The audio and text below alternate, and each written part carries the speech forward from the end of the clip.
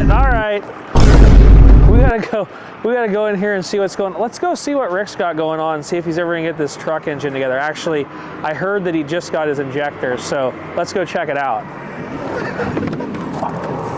Dude, what the? They're trying to lock me out of this place. Actually, look at this. So somebody, I think, it got cold. I think the door's hung up, actually. Look at this, look at this. Let's, hey, what happened here? You guys, why's the door not open? It's the wood. Oh. What are we gonna do, grind on it a little? Is it a secret lock? What are you guys doing? We're trying to empty that can. The what? The fuel. Oh, you're putting fuel in. Yeah, they're fuel vampires today. They're stealing fuel. Pretty much. All right, Rick, so walk us through where you're at, because, you know, everybody else knows how to do this but us, right? Oh yeah.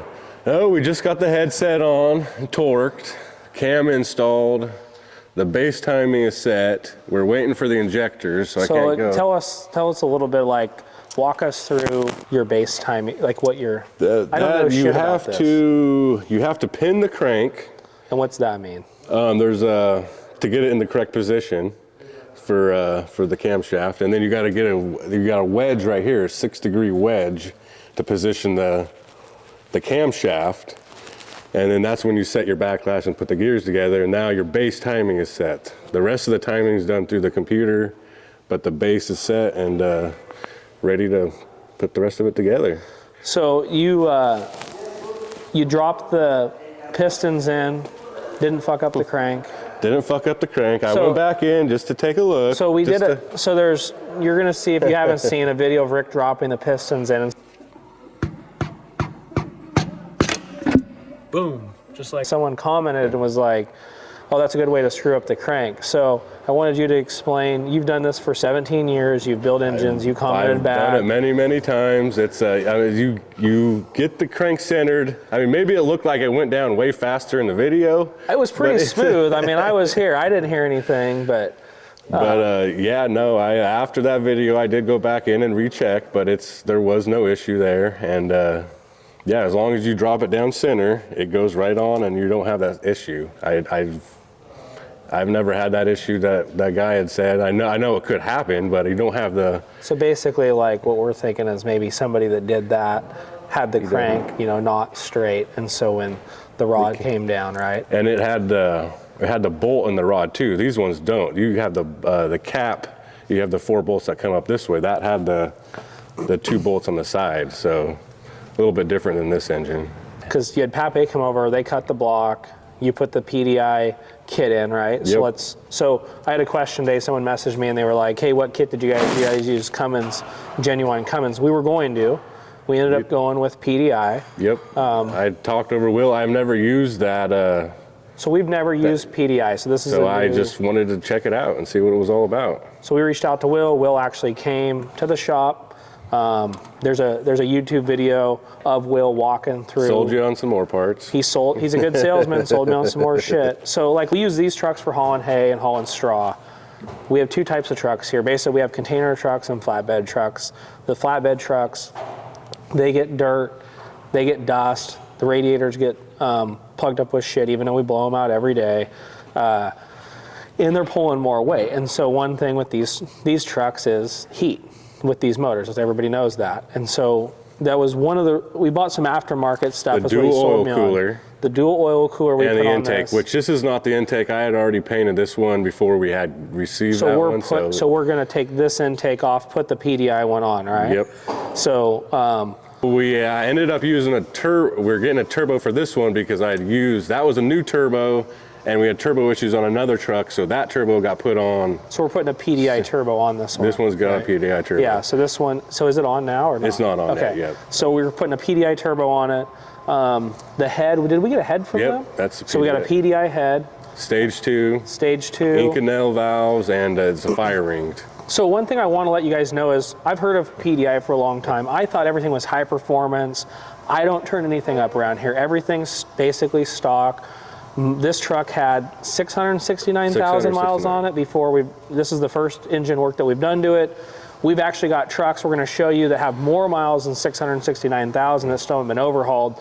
Most people are saying they're getting 300,000 to 400,000. We've been able to get more than that out of these, but of course we want to overhaul them and get more miles. So we went with the PDI stuff. I stayed away from it because I thought it was all high performance, and I don't like to turn things up. I run everything stock. Then when we actually reached out to them and talked to them, they were like, no, we have components, engine overhaul kits, injectors, heads, turbos, things that are just as good, if not better, than OEM. So we're like, okay, let's give it a shot. And the price was basically the same. Yeah. So we're like, we might as well. If we can, if we can reduce our temperatures, right, get more flow, whatever it is, whatever we can do to get that engine to last longer. But I want to make it really clear, we're not trying to get more horsepower. We're just trying to put this engine back to OEM or better, and that's why we decided to go with PDI. And we're going to let you guys know, we've got 2 of the same years. So this is truck 11. So we're going to show you, so I have truck 12 and 13, basically the same truck. They've been overhauled, not with PDI stuff, obviously. And so when it gets to summer, it'll be interesting to see if we can get keep the oil temperature down. So that'll be a video for a couple months later.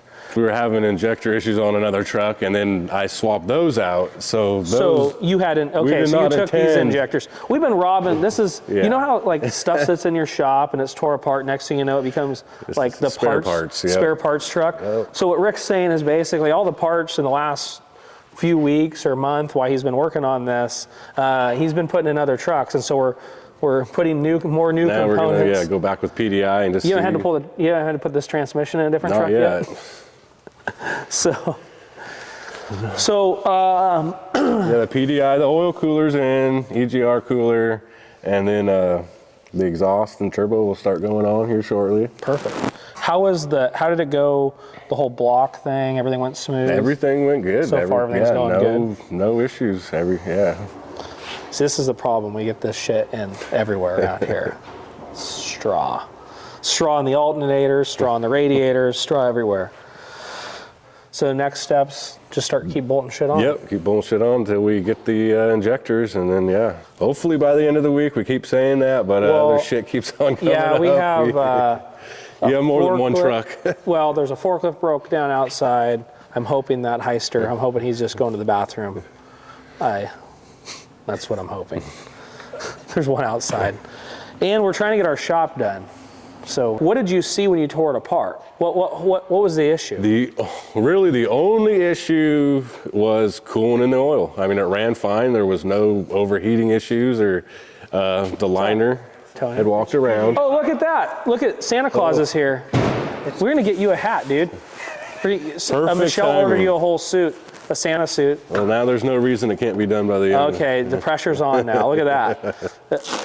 PDI. What did we get here? That's the injectors. Those are the injectors. Yep. So the pressure's on all the parts. Now, typically, is there a hole that these guys are saying that is an issue? Is it like 1 in 3 or 1 in? The issue on this one was 3 and 5. That's where the coolant was leaking. After I pulled the pan and pressurized the coolant system, you could see the coolant leaking by the liners, and then it had to come apart. There's nothing else. Yeah, it had to come apart at that point.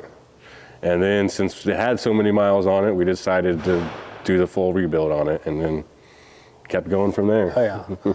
Let me see exactly how many miles are on it. We got 697. So for everybody that says that you can't get more than 300,000 or 400,000 miles, truck 17. We got to give them proof though, Rick, because I think they're going to think we're full of shit here. So this truck right here has got, I think, the most amount of miles. Click in, and it's right there, 697,000 on a Cummins. No overhaul. It can happen. That was updated last. So we're getting, even though we want to get 1 million miles like the old trucks. Speaking of that, let's check out. This one might do it. I don't know, with Oscar driving it. So Oscar, hey, it's all about the drivers. The drivers can make or break a truck. Yeah, so Oscar's drove this. This is a 16? No, 17. I think this is a 17. 18, 19, 20. Yeah, since I've been here, we've done a turbo and an EGR cooler. And I don't know if it's that. I swear it's got to be newer than that. let's just go over this. So this has got obviously an A-cert, twin turbo. Have overhauled this thing a couple times. We've always left the twin turbos on. I've had a lot of guys that have tried to get me to a single turbo. This thing jakes like a bastard though. So like I used to haul hay with this off the pass, and so the jakes are like the most important thing for coming off. And you would lose a lot of your jakes if you went to a single turbo too. This is the first truck I bought new. And so I drove it for, I don't know, 10, 8, 9 years, a while. And so one of the big reasons why I never changed it was because I wanted the jakes for coming off Lambert Pass. Because I mean, you can just, you know, like 40 miles an hour, 105.5, never hit your brakes. And when guys like, oh, go to single turbo, and the first thing that they'd tell me is you're going to lose like half your jaking. That's the same thing with getting rid of VGT turbos on a Cummins ISX. Yeah, that's your third stage of your jake. So everybody's like, there you can't get it back once you. Now on this one, the A-cert always had the problem with the actuators. The intake valve actuators, the that IVAs. Was always that was always the issue. Because they have the jakes and the IVAs built into it, and they broke. I think I replaced one of them that you had broke on. Yeah, this we've had. I didn't rebuild this one, but no, Rick didn't rebuild this motor, but this one I've had issues with that, but besides that, it's been a good motor. But you just, man, the wrong driver in this thing. Like I drove it forever and didn't have many problems. Honestly, the minute I put a driver in it, and it's stock, but still, I always seemed like I had issues with it, with the wrong person in it. But Alexa, who works in our office, her boyfriend, fiance, just bought a log truck. Almost looks like the same truck. It's an A-cert, orange. I said, how's it going? And he goes, well, I learned that I need to keep a spare belt. And guess what? You always have to have one of these in your sleeper because and they only break first thing in the morning. Only. Like the minute you start, like every morning, the only time I ever broke one of these was leaving to go at 3 in the morning. You get in, start the fucking truck, the alternator light's on, you instantly go, all right, I know what I got to change. The one good thing though is that the water pump's gear driven, so you're still spinning the water pump. Right. So you're gonna lose, your alternator and whatever. Just another item, pretty much just your alternator. Yeah, that's is what it. You're gonna lose. So any of you guys that end up with an A-cert, like Dylan said, don't be like Dylan. Make sure you keep a spare belt in the sleeper because you're gonna need it. But besides that, I think the A-certs are a decent motor, honestly. Oh yeah. Like they're not perfect, but now what the heck are we doing to this thing? So this truck needs some major TLC. There is all kinds of shit, little shit. Like mechanically wise, it's pretty good. Yeah. Like it's been little shit like this, right? There's just like air cleaner. All air cleaner. This truck got wrecked. So I wrecked this truck when it was brand new. I tipped it over the other side. It had 10,000 miles on it when I wrecked it. And then I had a guy wreck it twice hauling hay, and that's why this side's all screwed up. So he laid it over twice. We beat it out, threw some Bondo in it. This is scraped up from it. I think the step's kind of a little bit tangled up, not bad. We half-ass fixed it, so it didn't look bad like at 55. But now, what'd you guys tear, Lucas, did you guys get, the interior's pretty clean. You can get it on this side and you can see. Yeah, check it out. I mean, it's not bad. You guys got that cleaned up pretty good. But yeah, we're just going through it and fixing. They pulled the fuel tanks off today, so they had to pump the fuel out. We're gonna sandblast the frame. Yep, we'll sandblast the frame. Probably check out all the flex pipe and exhaust. This one was all rot. There was one of these that was all rotted. Some of these stacks are old. Yeah, it's already in the scrap bin. Yeah, they already threw the screwed up ones away. Oh, they're the ones in the scrap bin. But it's by it. But you can see like how much rust. We've never had the fifth wheel plate off of this. So this is an 06. It's never been off. So pulled that off. We're gonna put new airbags, new shocks, brake cans, go through the brakes, spring bushings, and just go through everything. Yeah, you can see got all the interior out of the sleeper, just so we can see the damage. Oh, you got all the interior out. Oh wow, so yeah, go check that out. I haven't. So we can see what we need to order. So we're gonna sandblast the frame. We're gonna take out this. So this right here, there was the squeeze fork got into it. So that's gonna be fun, Lucas. You gotta drill rivets. Oh yeah. Yeah, you gotta drill all these rivets out. So we gotta try to change that quarter panel out. And So what we're gonna try to do is we're gonna try to get in there and change out the corner and not change this. And save. We're gonna try to, because we're trying not to get into the window and all the lights and everything and the shocks. So our goal is, to try to basically change the least amount of panels, and then we'll have to do a little body work to try to get it. Fuck, what happened here? Nice. Dude, they must have hit that with a squeeze fork. Holy fuck, look at that. Yeah. So if you're a squeeze driver, don't do that. Man, that's hard on stuff. Like, tanks are not, that's a squeeze fork. I was gonna get some prices on some aftermarket tanks. Yeah, these. The other one's bent too. It looks like they might have tightened it too tight on the strap or something. Well, I know that so these are the original tanks, and I know that I really fucked up one of these when I hit a deer, like bad, on Highway 84, and it actually shoved the sleeper, or it shoved the stack into the sleeper, and we fixed that, but it dented the tank. I know when it came around and it hit it. God, this thing's like rusty. Yeah, nobody painted the head before they installed it. It really looks like shit, doesn't it? It does. That's crazy. So you can see, like, on the one that he's putting it together, he's painted everything, so it's all nice and pretty and so it doesn't end up looking like that. What are you delivering now, Santa? Paycheck. Oh, see, look at this. This is why everybody likes Tony so much, right, Tony? He's delivering money, presents, everything. Hey, don't lose all those, No, they're going out here. Yeah, so this is like stage one, the teardown. It's a lot of work. I think I got a couple oil leaks to fix. Other than that, I mean, there was the other truck. issues. I mean, it's a good truck, and so the big thing is, like, it's hard wanting to put money into them because of the regulations that are coming, especially for Oregon. Like, we don't know. Like, I could redo this truck and who knows how long I can run it. And that's the shitty part.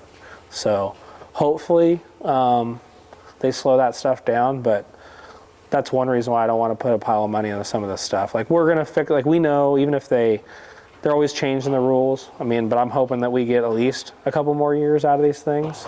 And luckily in Oregon, we have a pretty good Farm Bureau and Trucking Association that lobbies pretty hard for us. I would hope that at the minimum we get like a ag exemption.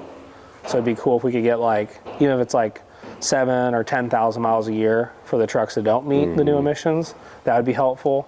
Was it buying carbon credits or something? Well, it's just they're just pushing to have this zero emission stuff, right? And so Oregon's following California, and they're going to keep changing the tiers of the engines and all the. I mean, they're just trying to phase all this stuff out. So yeah, big changes this next year. Yeah, big changes. So we have 4 trucks coming. We're going to do. We have 4 389s that'll be here about around the first of the year, and then the only trucks we have about a half a dozen that are not carb compliant. So this would be one of them. So we got my old truck, truck 1, truck 2, the white and orange truck. This is truck 3. We got a 359, truck 4. 5 Detroit 60 we have a series. 60 series in truck 5. It's a day cab that we haul straw with. Truck 6 has a C12 in it. That's the brown truck, if you see that truck. That's kind of last. We have a dump truck and a fuel truck, 359s. They're just farm trucks. Those are a prime example. Like, those trucks are trucks that should be exempt under the carb law, or under like a carb law, because they're low mileage. Like, they're a farm truck. We use them like maybe 1,000 miles a year. I can't afford to have a brand new dump truck sit here to go haul a load of rock. And that's truly why those trucks should be exempt for low mileage, for things like that. I get what they're, I don't agree with everything, but I get what they're trying to do.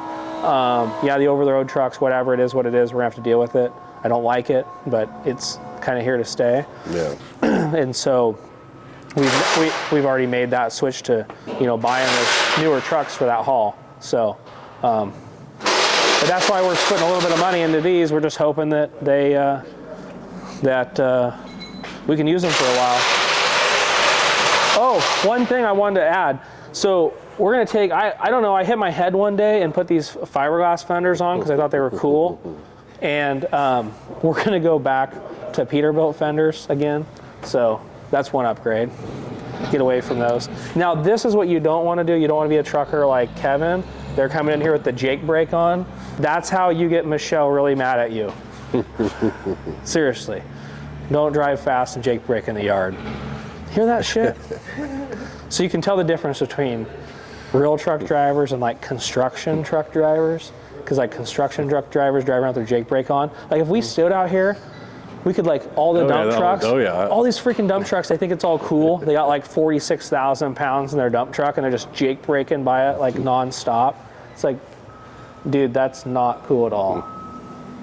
So, okay, Rick, the pressure's on. Oh yeah. You got injectors now. Perfect.